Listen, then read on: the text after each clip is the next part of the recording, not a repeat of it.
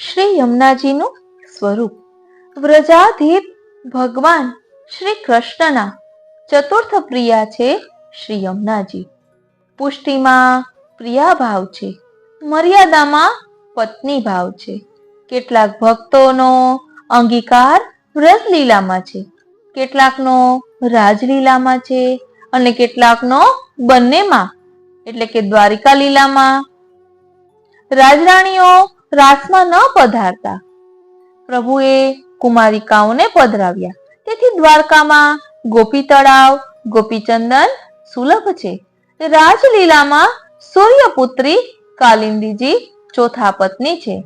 યમુનાજીના જલમાં રહીને ભગવાન શ્રી કૃષ્ણને પતિ રૂપે પ્રાપ્ત કરવા તેમણે તપ કર્યું.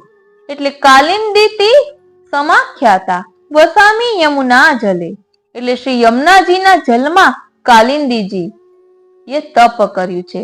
શ્રી ભાગવતજીમાં આ વર્ણન મળી આવે છે. એટલે દ્વારકાધીશના પત્ની કાલિંદીજી અને શ્રી ઠાકોરજીના ચતુર્થ પ્રિયા શ્રી યમુનાજી બંને સ્વરૂપો જુદા છે. શ્રી યમુનાજી તો સૂર્યમંડલસ્થ ભગવાન નારાયણના રસાત્મક હૃદયમાંથી પ્રકટ થયા છે. શ્રી યમુનાજી પ્રકીર્ણ યુથના અધિપતિ છે. નિત્ય સિદ્ધા એટલે રાધાજી, શ્રુતિ રૂપા એટલે ચંદ્રાવલીજી, ઋષિ રૂપા યુથ એટલે શ્રી રાધા સહચરીજી અને પ્રકીર્ણ યુથ એટલે શ્રી યમુનાજી. આમ ચોથા પ્રિયા યુથમાં મુખ્ય હોવાથી શ્રી યમુનાજી ચોથા પ્રિયા છે. એમને નિર્ગુણ પણ કહેવામાં આવે છે. શ્રીનાથજી રસઘન ભગવાન શ્રી કૃષ્ણ છે. રસદ્રવ રૂપા શ્રી યમુનાજી છે. એમનું જલ જળ નથી, બ્રહ્મ રસરૂપ છે.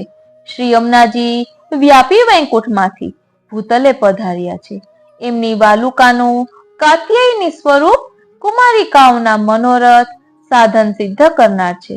શ્રુતિઓને પ્રભુ દર્શન કરાવે છે. શ્રી યમુનાજીનો અંગીકાર પહેલો છે. ભગવાને લીલા ઉપયોગી અષ્ટપુષ્ટિ સિદ્ધિઓ શ્રી યમુનાજીને દીધી છે.